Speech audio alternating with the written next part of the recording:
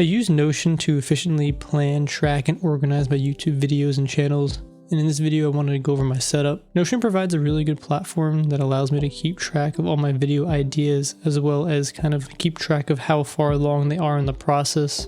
So that's one of the main reasons why I use this platform, but another one is I can also create web pages to keep track of a lot of information. Like for my video editing software, I can keep track of shortcuts and maybe some useful things that allow me to save some time and also just so I don't forget in the future. So essentially I wanted to create something specific to me to keep track of my ideas, but also keep track of all the information that I've gained so it's in one central location. Going into the actual setup on this dashboard, over here on the top left, I have my working video ideas. These are essentially very high priority videos that I'm actively almost completed with, or I'm almost done collecting the information I need. And then below that I have my YouTube channels and just a link to them just to easily access. Over on the top right I have my editing resources. This is something that I still need to further develop, but essentially this is going to be a place where I can go to not forget how to do certain things in my editing software to also save me some time. More specific to my Pokemon channels, I have here quick links of places and things that I use kind of frequently to help with my Pokemon videos. And moving down on the dashboard I have here my master table of all the video ideas that I have. So the columns that I have are video idea, the channel it's going to go to. I assigned a priority to them as well as a status just to give me a little bit more information on how far along I am in the process. And then I added another tag just to help me filter the ideas later on. This table is used as a reference in all of my channels. So let's say I go to my Nostalgic Nighthawk channel, which is my biggest one. Each of these pages will have the same table just filtered, so only the video ideas that are applicable to the channel will show. And then if I go to the research lab channel, you can see same thing. It will filter, which I think is pretty cool. So if I want to see all of my video ideas, I can go down to here. But if I want to focus on a specific channel, I can just click on the channel itself and get a more, I guess, priority list of my video ideas.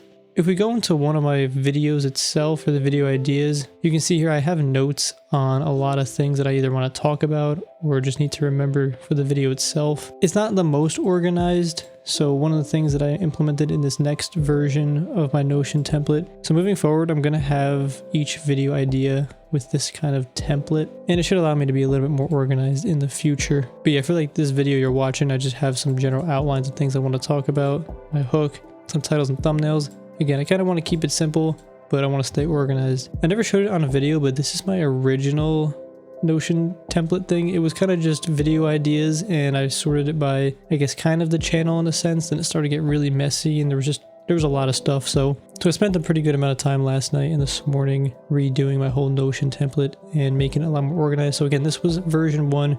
All my video ideas kind of just thrown up on the screen. And now for the new one, it's a whole lot more organized. It's still got a little bit more developing to do, but for the most part, it's going to allow me to be a lot more efficient.